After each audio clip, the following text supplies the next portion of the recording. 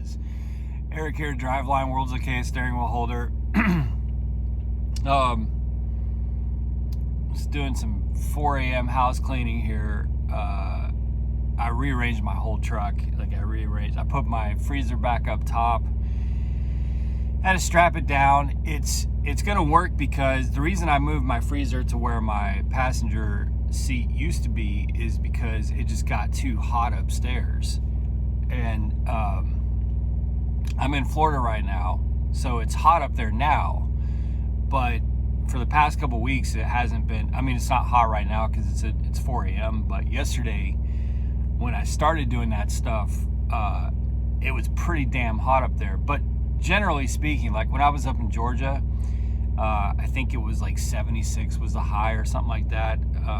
And so my freezer doesn't have to work as hard when it's sitting up there. I much prefer it to be up there.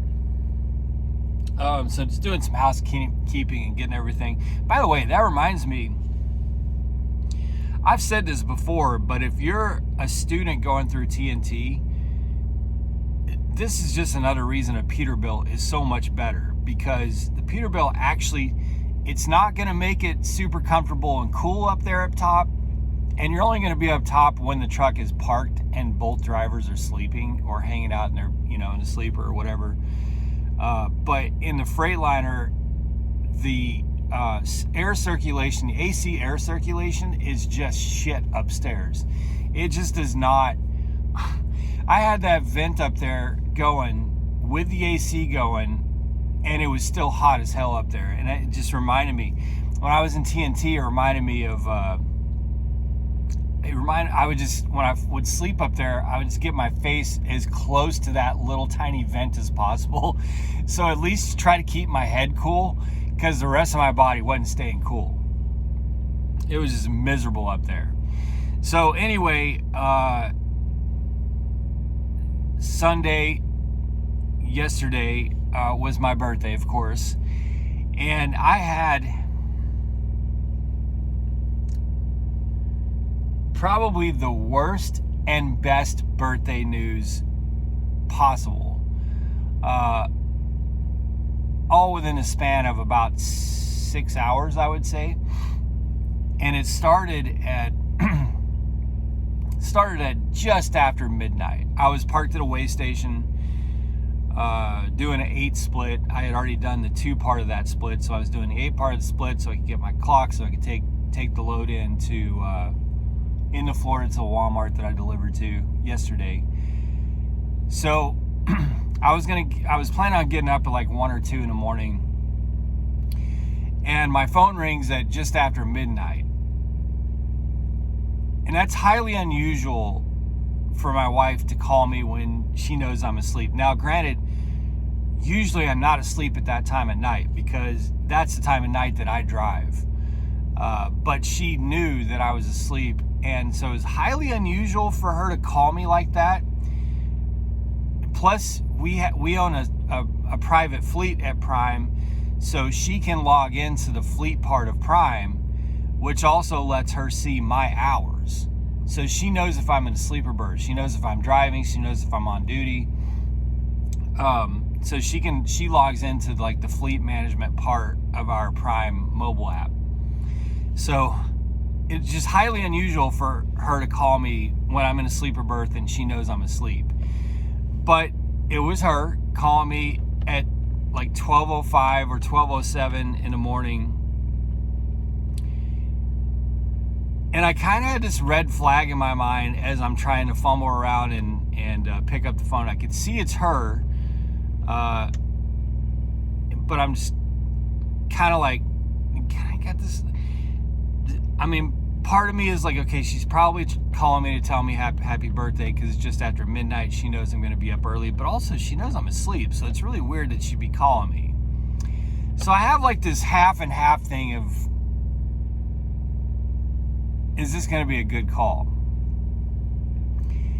And when I answer, she's in tears. She is absolutely like not in a good place.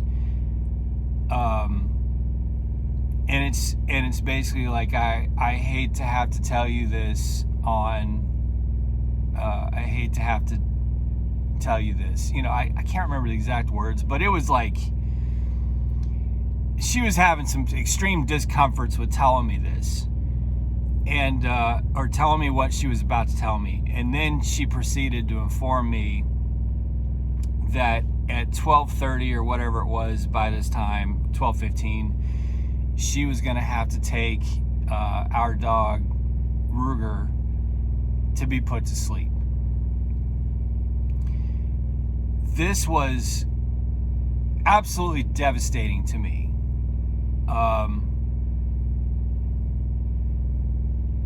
In fact, I was just like yelling no, you know. Not because I was disputing her, because I know that if there was something happening where she had to put him to sleep, then that was the case. I don't doubt her. We have two dogs. We have a Belgian Malinois and we have a German Shepherd. Now, when we were teaming on a truck, the Belgian Malinois never made an appearance. But he was there. And I think he's 11 or 12 years old. He was law enforcement trained, and he is an amazing dog. Like, just amazing dog. Like, he changed my life. He really did. So I've got these wild emotions going through my head, because I'm having to try and be supportive of her, because she's at home without me. Like, I'm in Florida and she's at home. I'm a long way from home. There's not a damn thing I can do to help. We have a almost 3-year-old at home, and then we have the other dog, Remy, who's made an appearance on this channel many times, who was born into a world with Ruger. So that's all she knows. She's always had him there with her. Now, granted, she can't always have him, obviously not forever, but I'm just like, oh my God, you know, they're gonna have to get up, leave the house, drive a good distance to the only place that would be open at that time of night, put my dog to sleep, and then I'll drive back and I'll never see my dog again. It was psychologically, like, it was just turmoil. When we got off the phone, I was at a way station, a big way station in Florida, and I got out and for about half an hour just walked in circles around this entire way station, just in tears, just in absolute tears, that I'd never get to see my dog again. You know, it was so excruciating to know that I would never get to see my dog again, but also that my family was having to go through this turmoil without me there. Words just can't describe how that feels. Now some of you might be thinking, okay, it's just a dog. Look, if you're a dog owner and dog lover, you understand your dogs are also your kids. Your dogs are your kids. I'm not saying I value my dogs the way I value Reese. I'm not saying that, but I'm saying my dogs are also my kids. And I've been in his life for almost a decade. Jen and I have been together for a decade, and she brought him into my life, I want to say like 9 years ago. So, you know, he's just been like, he's taught me to like dogs. I didn't like dogs. I didn't want anything to do with dogs before him and Remy, but especially before him. In fact, when he first brought me a ball, I had to go put rubber gloves on because I didn't want to disappoint him, but I also didn't want to touch his slobber. Now I kiss his mouth and his face, and you know, But I mean, he changed me in this turmoil of my family having to go through this without me, and me not being, like, there's no way I could fly there at that moment. There's no way I could get to them at that moment. It's just such a helpless, it's just this, you just feel absolutely helpless. And that rushing in feeling that, that he wouldn't be there when I got home, and he's been there when I got home for a long time. So if you're getting into trucking, especially OTR trucking, you got to think about these things, because this is just one example, but there's a lot of other examples of crisis that can occur that you are going to feel helpless, because you're going to be in a position where there is nothing you can do.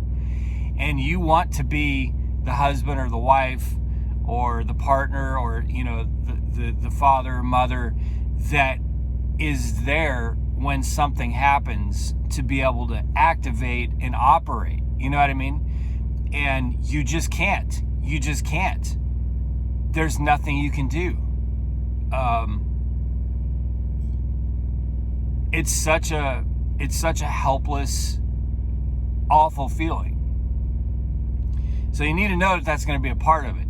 Now, there is some silver lining. Well, there is a happy ending to this. And in hindsight, we just got to laugh about this, because again, this was hours of just waiting to, and I'm trying to be strong through this whole thing too, because I know that it's actually worse for her, because she's having to take a almost 3-year-old boy in the middle of the night when he should be home asleep. He has no idea what's going on. Him and 2 dogs, and these are 2 high energy dogs. Again, one is a German Shepherd and one's a Belgian Malinois, and she's gonna shuffle all 3 of them, one of which she's convinced is dying, shuffle all 3 of them into an animal hospital at 1:30 in the morning without me to put one to sleep. So I know that her hell, even though mine feels like the worst kind of hell, I know that her hell is worse. You know what I mean? So I have to just for hours just imagine and try and be supportive and not fall apart and just wait for her and be supportive. Now, we have a family member who just lost a dog, or who recently lost a dog to bloat, blockage, and surgery wasn't going to be able to fix it or something like that. And when they get bloat like this, it can be game over like within hours. Very painful, very, very not good death for your dog. You know what I mean? He was swollen up like it was not good. He was swollen up, like it was just not good. And he's getting up there in age, you know what I mean?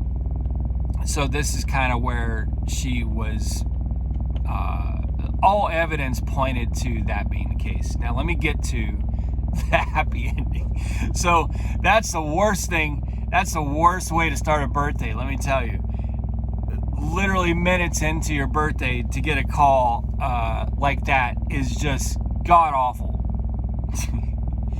But then a few hours later, I get a call, and she's like, okay, you ready for some good news? And I'm like, get to it, let's go. What is it? So they go through the x-ray, and turns out he's just got an ungodly amount of food in his stomach, but there's no blockages. And this is extremely puzzled, because not only are we very disciplined with how we feed our dogs are incredibly healthy. Him being a damn near elderly dog, he is extremely fit. Like, you would think he's ready for police work right now. You know what I mean? And that's like, we measure feed them. They're fed home cooked. She boils chicken. She puts pumpkin in it. She puts various vegetables in it. They don't eat crap store-bought food. They have a very healthy, very specific kibble that is not the cheap stuff, and that gets mixed in. A little bit of that gets mixed in with their chicken and the rice and other stuff that she cooks at home for them. But it's a very specific amount, and they get that 2 times a day. There's no way, if there's no blockage, how is he expanded and bloated, absolutely jam-packed with food? So, in the last couple days when I've been on the phone with Jenna, she's constantly, yelling at is not the right word, but when I'm on the phone, I can hear it kind of like, Reese, get out of the dog food bin. She's been fighting with Reese over him just being infatuated with opening and closing the dog food bin. And he opens it and he digs his hand into the kibble and then he just moves it around. He's just being a toddler, just being curious. Well, come to find out, when the day before, Saturday, apparently throughout the day, what is likely to have happened, because she went home and found that about 8 to 10 pounds of food, kibble, is missing from this branch, because the bucket has like levels and stuff. So we know that there's 8 to 10 pounds of kibble missing from the bucket, missing from the thing. So what we think happened is that while Jenna was, brushing her teeth or off in the kitchen doing something, Reese has been over there quietly just opening a lid and letting Ruger just bury his head into this dog food bin, having a field day. And throughout the day, Ruger, you can see, she sent me pictures, you could see the shape of the kibble where clearly his snout has been going in there and just shoveling kibble out of this thing all day. It seals when you close it, so the only way for that to happen is for somebody to open it and invite and welcome you to stick your cone into that thing and have some munch. So basically my son tried to kill my dog,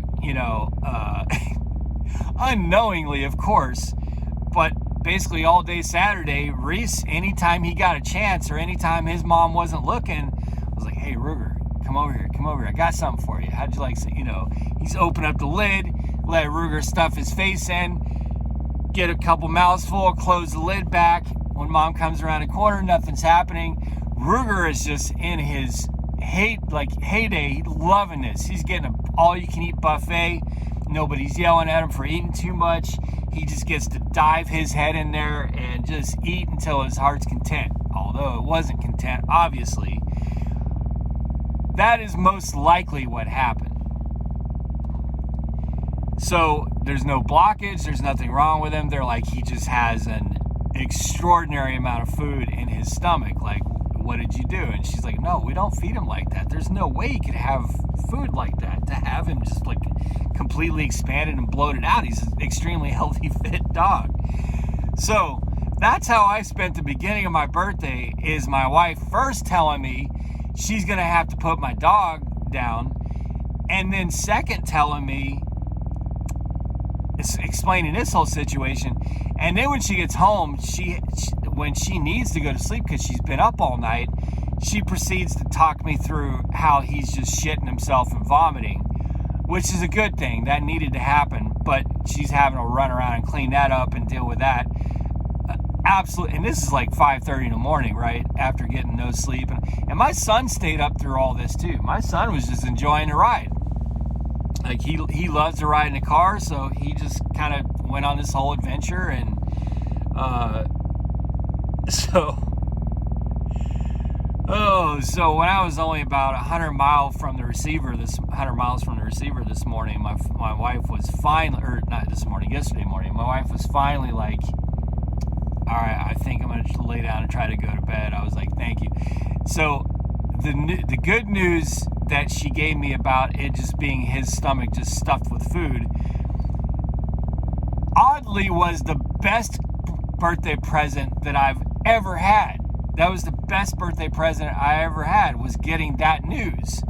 Because just 5 hours earlier, I'd gotten the news that he was going to be put to sleep and I'd never see him again. So I had to go through hour after hour after hour of thinking that this devastating thing was happening to start my birthday, to then get news that Ruger's fine and he'll be there when I get home.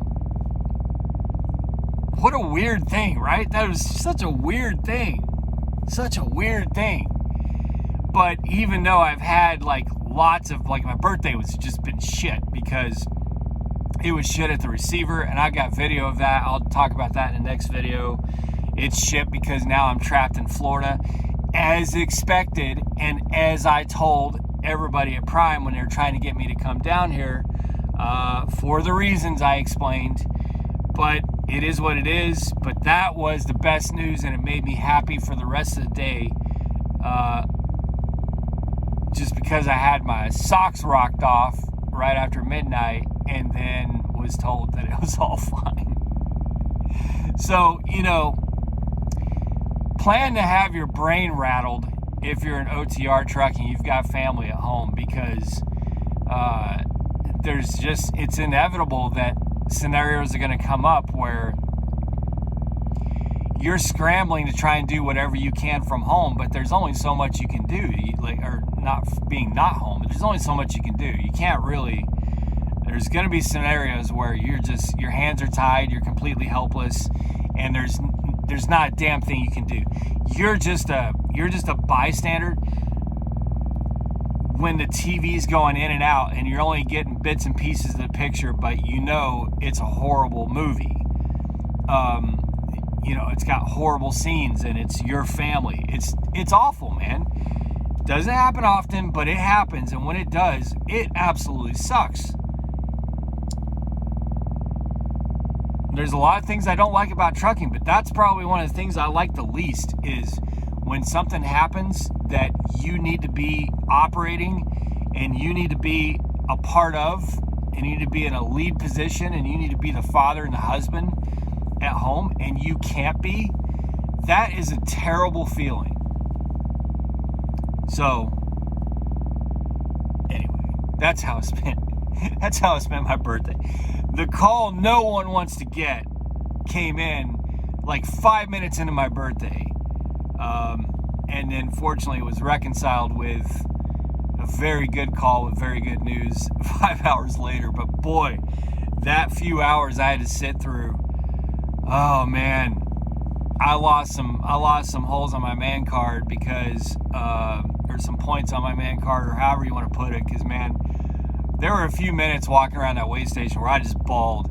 I tried to fight it, but I was like, going through my head, I'm like, being out here on the road for the last year, because up until this last year of driving, I wasn't driving a truck really for the most part without Jenna with me. I did some training and drove some solo before I went home for Reese's birth.